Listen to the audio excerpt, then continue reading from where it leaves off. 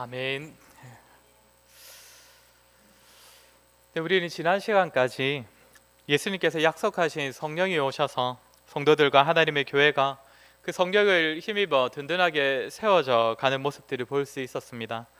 성령께서 교회와 성도들에게 부어주시고 이를 통해 방언이나 또 병고침과 같은 그런 기적들도 일어나고, 이것을 본 주변 사람들이 또 사도들의 말씀에 주목하게 되고 그 말씀을 들은 사람들 중에서 많은 사람들이 교회로 나아오게 되는 그런 역사를 우리는 확인했습니다. 우리는 이렇게 주의 약속대로 또 성령의 도우심으로 교회와 성도들이 든든하게 세워져 가는 모습을 보면서 또 많은 위로를 받고 또 소망을 얻게 됩니다. 그런데 오늘 본문에 이르면 교회와 성도들에게 전혀 새로운 그런 상황이 나타나기 시작합니다. 설교하던 자들이 감옥에 갇히고 설교하지 못하도록 경고를 받는 일들이 발생을 합니다. 교회가 세워져서 교회의 역사가 시작됨과 동시에 교회를 향한 핍박의 역사도 덩달아 시작된 것입니다. 오늘 본문의 강조점은 베드로의 이 대답에 있지만 먼저 짚고 넘어가야 할 내용이 바로 이것입니다. 교회의 역사에는 반드시 핍박과 박해가 따른다는 것입니다. 우리 1절부터 3절까지를 우리 한번 같이 읽어보도록 하겠습니다. 1절부터 3절까지입니다. 시작. 사도들이 백성에게 말할 때에 예수 안에 죽은 자의 부활이 있다고 백성을 가르치고 전함을 싫어하여 그들을 잡음에 날이 이미 저물었으므로 이튿날까지 가두었으나, 제사장, 성전 맡은 자, 사두개인들이 이렇게 사도들을 가뒀다고 합니다. 제사장은 제사를 집행하는 자들이고, 성전 맡은 자들은 제사를 드리는 성전이 청결하도록 그렇게 성전을 보존하는 역할을 맡은 자들이고, 사두개인들은 아마 들어보셨을 텐데 바리새인과 더불어 그 당시에는 유대인 안에 있는 가장 큰 분파 중에 하나였습니다. 바리새인은 좀 서민과 가까운 분파였다면 이 사두개인들은 좀 그 기득권층, 그리고 로마와도 굉장히 가까웠고 또 로마와 신앙적으로 타협을 하기도 했던 그런 분파들입니다. 이런 자들이 사도들을 가로막고 그들을 감옥에 가두었습니다. 이 자들이 교회와 사도들을 박해한 것입니다. 그런데 우리가 염두할 것이 무엇이냐면, 예수님께서도 그렇고 또 여기서 이제 보게 되는 사도들도 그렇고 자신들을 가로막고 박해하고 옥에 가두는 이 사람들, 종교 지도자들이나 로마 사람들을 대적하지 않았다는 것입니다. 지금 여기 있는 이 제사장 그리고 이 사두개인들을 향하여서 사도들은 적대적인 감정을 보이지 않았습니다. 왜 그랬겠습니까? 현재 자신들의 고난과 핍박이 어디로부터 오는 것인지, 그 주체가 누구인지를 분명하게 알았기 때문입니다. 요한계시록을 보면 붉은 용이 등장을 합니다. 공중 권세 잡은 자, 사탄을 의미합니다. 이 사탄이 지상에 있는 그 믿는 자들, 성도들, 교회들을 괴롭히는데 지속적으로 핍박하고 넘어뜨리려고 하는데, 이 일을 위하여서 이 붉은 용이 사용하는 두 세력이 있습니다. 이게 이제 요한계시록 13장에 나타나는데 이 두 세력을 두 짐승으로 표현하고 있습니다. 한 짐승은 세상 권세를 가지고 있는 존재입니다. 그 당시로서 치면 로마를 의미합니다. 이 세상의 권력, 힘으로 교회와 성도들을 괴롭히는 그런 세력을 말합니다. 그리고 또 하나의 짐승이 나오는데 이 짐승은 사람들을 미혹하는 존재입니다. 사람들을 미혹하여서 거짓 교훈을 퍼뜨리고 교회 안팎으로 이게 사람들을 혼란스럽게 하는 존재입니다. 이 두 세력이 붉은 용의 도구가 되어서, 앞잡이가 되어서 하나님의 성도들, 교회를 넘어지게 하는 것입니다. 현재 사도들을 핍박하는 제사장, 사두개인들, 성전 맡은 자가 바로 이 세력들입니다. 붉은 용의 도구로서 사탄이 이 교회와 성도들을 괴롭히고 넘어뜨리게 만드는 그 존재로 사용되고 있다는 것입니다. 그렇게 베드로와 사도들은 먼저는 예수님께서도 이들과 계속적으로 갈등 관계에 있고 잡고 도망치고 하는 이런 관계가 계속되지만 딱히 이들을 대적하지 않았습니다. 왜 그랬겠습니까? 눈앞에 드러나는 세력이, 당장 나를 핍박하고 괴롭히고 나의 신앙을 지키지 못하도록 방해하는 눈에 보이는 세력이 핍박의 주체가 아니라는 것을 알았기 때문입니다. 바울은 뭐라고 합니까? 세상 권세에는 아예 복종하라고까지 그렇게 가르치지 않습니까? 오늘날에도 교회와 성도들을 미혹하고 흔들어대는 세력들이 안팎으로 존재를 합니다. 눈에 보이는 사람들, 상황들, 지금도 흔하게 볼 수 있습니다. 그런데 기억할 것이 무엇입니까? 눈에 보이는 존재가 우리의 주적이 아니라는 것입니다. 사람이 우리를 힘들게 하고 세상 권력이 때로는 교회를 괴롭히더라도 그들 역시 수단이고 도구입니다. 그렇게 우리의 대적은 그런 존재들이 아닙니다. 우리의 싸움은 그렇게 혈과 육에 속한 싸움이 아닙니다. 공중 권세 잡은 자, 그 존재를 향하여 우리는 언제든지 칼을 겨누고 있어야 하고 그들을 대적하고 그들과 싸워야 하는 것입니다. 이 사실을 잊어버리면 원수를 사랑하라는 그 예수님의 말씀을 도무지 실천할 수가 없습니다. 조금만 우리를 괴롭게 하는 그런 자들이 전부 다 대적이 되어버리면 우리는 절대 그 말씀을 실천할 수 없을 것입니다. 우리는 우리의 대적이 누구인지, 교회와 성도를 핍박하는 존재, 그렇게 싸워야 하는 존재가 누구인지를 분명하게 알고 그 존재를 대적하는 그런 자세를 우리가 지녀야 할 것입니다. 그리고 여기서 또 하나 기억할 것이 있습니다. 현재 핍박이 시작된 이때의 교회는 어떤 모습이었습니까? 아까 시작할 때도 말씀드렸다시피 성령께서 임하시고 사도들을 통하여 예수 그리스도의 가르침을 받아 교회가 아주 든든하게 세워져 가고 있던 그때였습니다. 교회와 성도들을 통해 세상을 놀라게 하는 일들이 많아지고 이로 인하여서 말씀이 전해지고 믿는 자들이 굉장히 많아지던 그런 때였습니다. 한마디로 교회를 통하여서 예수 그리스도와 복음이 충만하게 드러나고 전해지던 그런 때였습니다. 이때에 핍박이 시작되었습니다. 왜 그렇게 했습니까? 교회를 괴롭히는 존재는, 교회를 핍박하던 그 존재는 절대로 예수 그리스도의 영광이 이 땅에 드러나고 예수 그리스도가 이 땅 가운데 전해지고 그분이 선포되는 것을 견디지 못하기 때문입니다.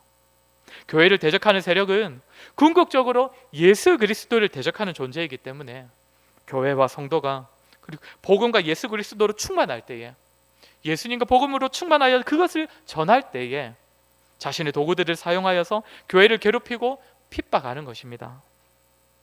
성도 여러분, 교회와 성도가 잠잠하면 사탄도 덩달아 잠잠합니다.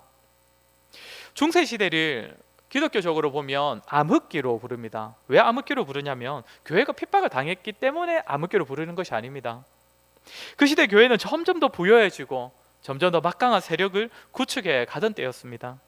교황을 중심으로 똘똘 뭉쳐서 세상도 감히 건들 수 없는 막대한 부와 힘을 가지고 세상에 막대한 영향력을 발휘하던 그때였습니다. 어떻게 그렇게까지 될 수 있었겠습니까? 방해 세력이 없었기 때문입니다. 당시 교회는 복음이 아니라 돈으로, 말씀이 아니라 사람이 교회를 세우고 교회를 다스렸기 때문에 악한 세력이 교회를 건들지 않았습니다. 교회가 예수 그리스도를 말하지 않을 때에는 악한 세력 역시 건들지 않습니다. 그러나 종교개혁이 다시 일어나고 다시 교회가 이제 복음으로, 믿음으로 오직 예수 그리스도를 말하고 드러내기 시작하자 다시 교회에는 초대교회 때와 같은 그 핍박이 시작되었던 것입니다. 사랑하는 성도 여러분, 초대교회의 핍박의 역사도 그리고 그 후로 나타났던 그 교회의 역사도 우리에게 보여주는 사실이 무엇입니까? 교회가 복음으로 일어서기 시작할 때에 계속적으로 주저앉히려는 세력이 나타납니다. 교회가 예수 그리스도를 드러내기 시작하면 악한 세력이 영향력을 발휘합니다. 적당히 믿고 적당히 예배하고 딱히 드러내어서 말하지 않고 사역하지 않을 때에는 그들 역시 잠잠했는데 교회가 복음과 예수 그리스도를 드러내기 시작하고 그 영광을 세상에 나타내기 시작하면 세상의 권력과 거짓 교사들이 나서기 시작하고 교회가 안팎으로 어려움을 겪기 시작하는 것입니다. 성도 개인에게도 마찬가지입니다. 적당히 믿고 적당히 예배하고 적당히 경건생활하면서 살 때에는, 그렇게 편하게 신앙생활 할 때에는 딱히 방해거리가 없습니다. 그러나 정말 본격적으로 예수 그리스도와 복음을 위해 살기 시작하고 교회를 위해 헌신하고자 하면 어떻게 됩니까? 그때에 핍박이 나타납니다. 방해가 나타나기 시작합니다. 아마 이런 경험하신 성도님도 분명 계실 것 같습니다. 적당히 믿을 때에는 없었던 그런 간섭과 방해거리들이 어느 순간부터 우리의 삶에 나타나기 시작한 것을 경험해 보셨을 것입니다. 다음 세대 아이들을 사역하다 보면 이런 경우를 생각보다 많이 경험하게 됩니다. 특히 불신 가정에서 교회를 나오는 그런 친구들은 꼭 한번 이런 경험을 하게 됩니다. 불신 가정의 아이들도 처음에 그냥 교회에 놀러 나올 때는 부모님이 절대 제재하지를 않습니다. 그렇지 않습니까? 제가 아들 2명 키워보니까 공짜로 밥까지 먹여주면서 이제 조금 데리고 놀아준다고 하면 얼마든지 보내고 맡기겠더라고요. 교회가 그런 존재 아니겠습니까? 불신 가정 입장에서는 주말에 부모들이 편하게 쉴 수 있도록 아이들을 맡아주고 간식 챙겨주고 때로는 밤까지 놀아주는 얼마나 좋은 단체입니까? 그런데 그런 부모들이 가만히 아이들 교회에 잘 보내다가 언제부터 그 아이들을 교회에 가지 못하도록 제재하기 시작합니까? 얘가 교회에 너무 빠진다 생각되면 그때부터 아니겠습니까? 갑자기 안 하던 식사 기도를 하기 시작하고, 갑자기 교회에 갈 때만 성경책을 보던 아이들이 갑자기 집에서도 성경책을 펼쳐보기 시작하면 그때부터 부모가 아차, 이대로 놔뒀다가는 정말 깊이 빠지겠구나 하면서 이제 방해를 하기 시작합니다. 불신 가정에 자녀가 자라서 고3 때도 교회를 나가겠다고 하면 거의 100% 그 부모님이 방해를 하기 시작을 합니다. 이처럼 교회나 성도 개인이 복음과 예수 그리스도로 본격적으로 세워지기 시작하면, 제대로 신앙생활을 해보려고 그렇게 하기 시작하면 반드시 뒤따르는 어려움들이 존재하기 시작합니다. 이 사실을 기억한다면 교회나 성도가 너무 평안하고 어려움이 없고 아무 문제도 없는 그 상태가 마냥 좋은 것인지 한 번쯤 고민해 볼 필요가 있습니다. 물론 죄와 잘못으로 인하여 고난받는 경우도 있겠지만 그것이 아니라 믿음의 선한 싸움이 없어서 악한 세력이 방해하는 그런 방해가, 그런 문제가 전혀 없어서 안정적인 평안한 그런 경우도 있기 때문입니다. 바꿔 말하면 교회가 때로는 어려움을 겪고 때로는 문제를 만나기도 하고, 성도가 신앙을 지키기 어려운 그런 이유들을 만나는 것이 마냥 안 좋은 것이냐, 마냥 그냥 고난으로만 보아야 하느냐, 또 그렇지 않다는 것입니다. 교회와 성도가 제대로 된 방향으로 지금 가고 있다는 것을, 복음대로 행하고 있다는 것을 보여주는 반증이기도 합니다. 오늘 본문 4절을 보시면 원문으로 보면 4절의 시작이 그러나입니다. 그러나. 우리 4절을 그러나를 넣어서 우리 한번 같이 읽어보도록 하겠습니다. 시작. 그러나 말씀을 들은 사람 중에 믿는 자가 많으니 남자의 수가 약 5천이나 되었더라. 아멘. 사도를 가로막고 교회를 넘어지게 하려고 악한 세력이, 마귀가 지금 힘을 쓰기 시작하는데, 말씀을 들은 자 중에 남자의 수만 5천이 믿는 자가 되었다고 합니다. 하나님의 교회는 악한 세력의 방해로 인하여서 절대로 망하지 않습니다. 망하지 않는 정도가 아니라 문제와 박해를 만나는 그때가 오히려 생명의 역사가 풍성하게 일어나는 기회가 되기도 한다는 것입니다. 성도 여러분, 혹시 개인적으로 신앙을 지키기 위한 그런 싸움들이 있으십니까? 믿음 때문에 어려움을 당하는 일 혹시 지금 겪고 있으십니까? 청신호로 여기시기 바랍니다. 그때가 여러분이 영적으로 자랄 때입니다. 성도님들 안에 주어진 그 예수 그리스도의 그 생명이 그 환난의 때를 통하여서, 그 고난의 때를 통하여서 더욱 풍성한 열매를 맺을 때이기 때문입니다. 믿음 안에서 문제의 원인이, 대적해야 할 그 존재가 누구인지를 정확하게 알고 주님의 은혜로 그 선한 싸움을 싸워갈 때에 우리의 삶에서 말씀의 역사가 일어나는 것입니다. 우리가 영적으로 더 자라는 그런 은혜가 허락될 것입니다. 또한 교회도 동일합니다. 교회가 복음에 집중하고 그리스도 안에서 든든하게 세워져 갈 때에 핍박이 있고 또 어려움들도 분명 존재하겠지만, 교회와 성도들이 현재 자신들을 박해하는 그 세력이, 그 박해가 어디로부터 오는지를 바르게 알고 그들을 대적하고 그 가운데서도 복음을 지킬 때에 교회는 생명의 열매를 풍성하게 맺을 수 있을 것입니다. 성도 여러분, 우리 교회에도 왜 문제가 없겠습니까?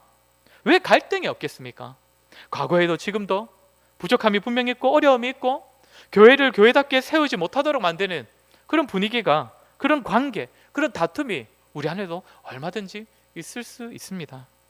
그러나 그것은 우리 교회가 그래도 아직 복음으로, 그래도 아직 말씀으로 세워져 가고 있음을 보여주는 반증이기 때문에, 문제가 있을 때에, 갈등이 있을 때에 우리는 싸움의 화살을 서로에게 겨누는 것이 아니라 정말 악한 대적을 향하여 조준해야 합니다. 갈등이 일어날 때에, 교회에 문제가 발생할 때에 서로를 탓하며 우리끼리 대적하는 것이, 그것이 악한 세력이 가장 원하는 결과이기 때문입니다.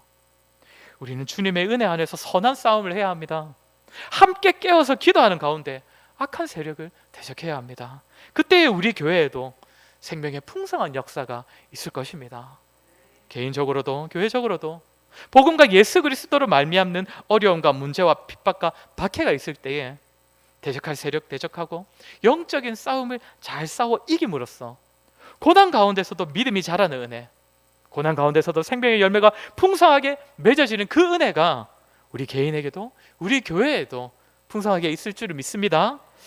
하나 더 살필 것은 이렇게 개인이나 교회가 어려움을 통하여 오히려 자랄 수 있다는 그 사실을 우리가 보았는데, 그러면 어려움을 겪고 고난만 있으면 알아서 잘 자라는 것인가?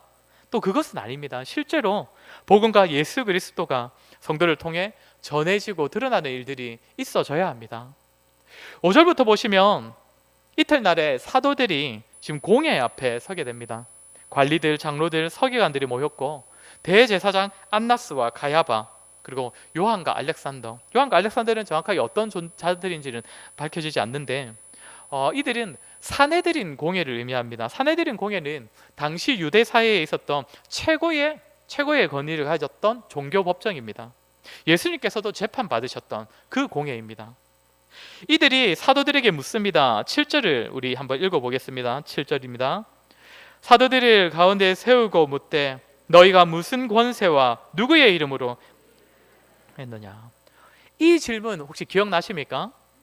예전에 이 질문이 원래 누구에게 주어졌던 질문입니까? 종교 지도자들이 예수님께 했던 질문입니다. 그러니까 현재 사도들은 예수님께서 당하셨던 그 상황과 똑같은 상황을 맞이하고 있는 것입니다. 성도 여러분, 예수님께서 이런 질문 받으시고 이 공의 앞에 서신 이후로 어떻게 되셨습니까? 십자가에 달려 돌아가셨습니다. 그것을 잘 아는 사도들이 지금 이 공의 앞에 서서 예수님이 받으셨던 그 동일한 질문을 받았을 때 그들의 심정이 어떠했을까요? 제가 군대에 있을 때 또 군대 얘기해서 죄송한데 군대에 가보면 군종병이라고 있습니다. 아마 다들 아실 텐데 군대 내에 있는 그 교회에서 뭔가 행정적으로 섬기거나 또는 교회로 치면 약간 사찰 집사와 같은 역할을 하는 이제 아예 군종병이 있고, 교회에 상주하는 그런 군종병이 있고, 또 다른 군종병이 있는데 약간 구역장 같은 겁니다. 각 부대 내에 위치하여서 이제 평소에는 이제 그냥 군생활 하다가 이제 주말 되면 이렇게 다른 장병들 좀 챙겨서 교회를 인도하는 그런 역할을 하는 군종병이 있습니다. 제가 입대를 해보니까 자대 배치를 받아 가보니까 저희 부대에도 군종병이 한 명 있었습니다. 그 군종병을 이제 부대에 있을 때는 몰랐는데 교회 가서 보니까 와, 정말 다재다능한 그런 선임이었습니다. 악기들도 뭐 바이올린도 했다가 플룻도 했다가 피아노도 쳤다가 막 그렇게 하고 또 막 싱어도 했다가 굉장히 그렇게 교회를 잘 섬기는 그런 군종병이었습니다. 그런데 이 선임이 부대 내에서는 전혀 달랐습니다. 부대 내에서는 쉽게 말하면 거의 따돌림을 당하고 거의 무시를 당하는 그런 사람이었습니다.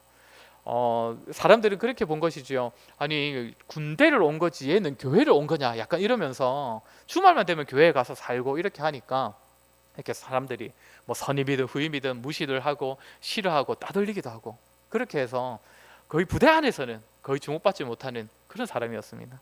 아니, 주목받지 못하는 정도가 아니라 거의 따돌려졌죠. 그 당시에 이 선임을 제외하고는 제가 교회를 가장 열심히 다녔습니다. 꾸준히 빠지지 않고 가니까 언젠가부터 선임들이 저한테 와서 묻기 시작했습니다. 너도 나중에 군종병 할 거냐? 다른 부대에서라면 그 말이, 그 군종병이라는 그 의미가 별로 안 좋은 의미가 아니었을 텐데, 적어도 우리 부대에서는 군종병이라는 의미가 다 그분의 이미지에서, 군종병의 이미지가 다 이제 자리 잡아 있기 때문에 마치 그 질문이 저한테 그렇게 들렸습니다.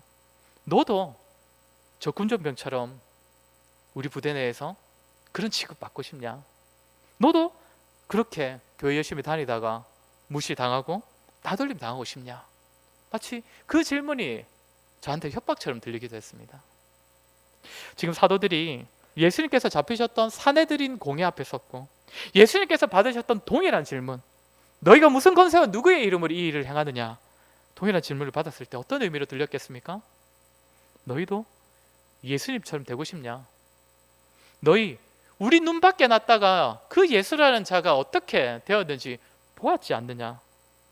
어쩌면 사도들은 이 질문을 받을 때 우리도 조만간 예수님처럼 되지 않을까라는 생각을 했을 것 같습니다. 그런데 그런 가운데서도 베드로가 보이는 모습이 어떠합니까? 9절부터 베드로의 대답이 쭉 이어지는데 우리 조금 길지만 10절부터 12절까지를 우리 베드로의 대답을 한번 같이 읽어보겠습니다. 10절부터 12절입니다. 시작. 너희와 모든 이스라엘 백성들은 알라. 너희가 십자가에 못 박고 하나님이 죽은 자 가운데서 살리신 나사렛 예수 그리스도의 이름으로 이 사람이 건강하게 되어 너희 앞에 섰느니라. 이 예수는 너희 건축자들의 버린 돌로서 집 모퉁이의 머릿돌이 되었느니라. 다른 이로서는 구원을 받을 수 없나니 천하 사람 중에 구원을 받을 만한 다른 이름을 우리에게 주신 일이 없음이라 하였더라. 베드로가 뭐라고 합니까? 너희 모든 사람들, 온 이스라엘이 반드시 알아야 할 사실이 있는데 너희가 죽인 예수 그리스도를 하나님께서 다시 살리셨고 너희가 버린 그분이 교회의 머릿돌이 되셔가지고 그분으로 인하여 지금처럼 구원받는 자들이 이렇게 수없이 많이 세워지고 있는 것이다. 베드로는 여느 때와 다름없이 오직 예수 그리스도를 전하고 있습니다. 이전에 방언을 들은 자들이 놀라서 그렇게 베드로를 주목하였을 때 설교했던 것처럼 병고침을 받은 자들이 보고 병고침을 받은 그 자를 보고 놀라서 모여들었던 그 사람들에게 전하였던 것과 전혀 다를 바 없이 이제는 베드로를 가로막고 악한 존재의 세력이 되어서 교회를 핍박하고 있는 그 자들 앞에 섰을 때에도 베드로는 전혀 다를 것 없이 전혀 꺼릴낌 없이 예수 그리스도를 증거하고 있습니다. 베드로는 그 어떤 무리를 만나더라도 오직 예수 그리스도, 오직 복음, 오직 하나님께서 하신 일과 그분의 영광을 드러내고 전했던 것입니다. 사랑하는 성도 여러분, 저와 여러분 어떠합니까? 언제 어디서든지 누구를 만나든지 예수 그리스도에 대하여 할 말들이 있으십니까? 우리를 우호적으로 보고 우리에게 복음을 듣고 싶어 하는 그런 자들을 만날 때든 때로는 우리에게 살갑지 아니하고 딱 봐도 교회나 뭔가 성도들에게 대하여서 뭔가 부정적인 감정을 가져 보이는 그런 사람을 만난다 하더라도 예수 그리스도에 대하여 증거할 말들이 있으십니까? 그저 착하게 살아야 한다는 그것 때문이 아니라 내가 만나는 사람, 내가 부름받은 자리, 내가 속한 그 어떤 상황에서도 나를 통해 나의 삶을 통해 예수 그리스도가 드러나야 한다는 그것 때문에 하고 있는 행동, 그런 삶의 모습들 우리에게 있습니까?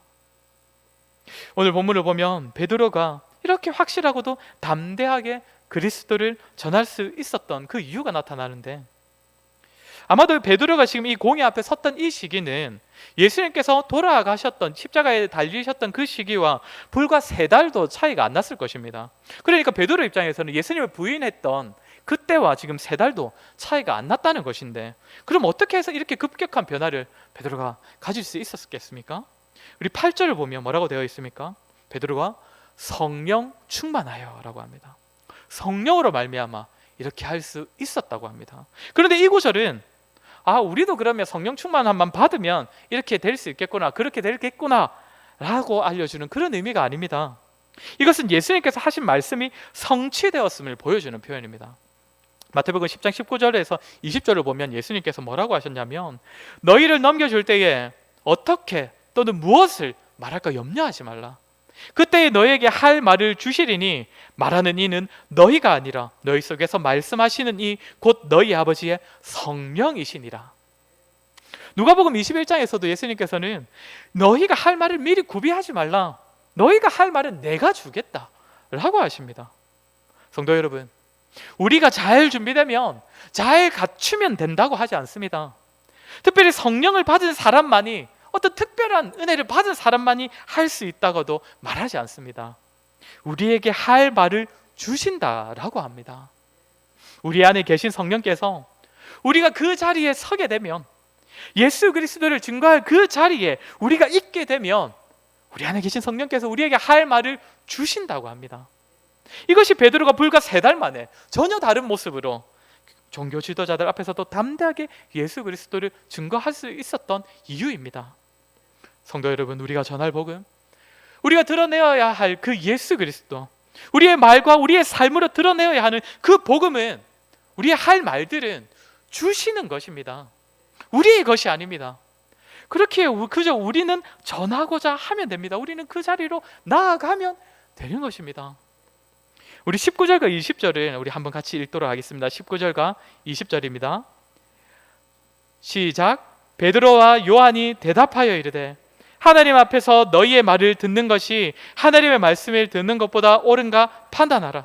우리는 보고 들은 것을 말하지 아니할 수 없다 하니.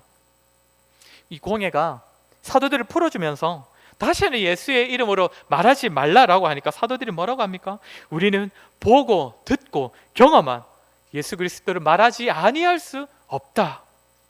우리들을 좋아하는 사람들, 우리에게 호의적으로 대하는 그런 사람들을 만나든지, 우리를 대적하고 우리를 가로막는 자들을 만나든지, 언제나 어디에서든 예수 그리스도를 말하지 아니할 수 없다.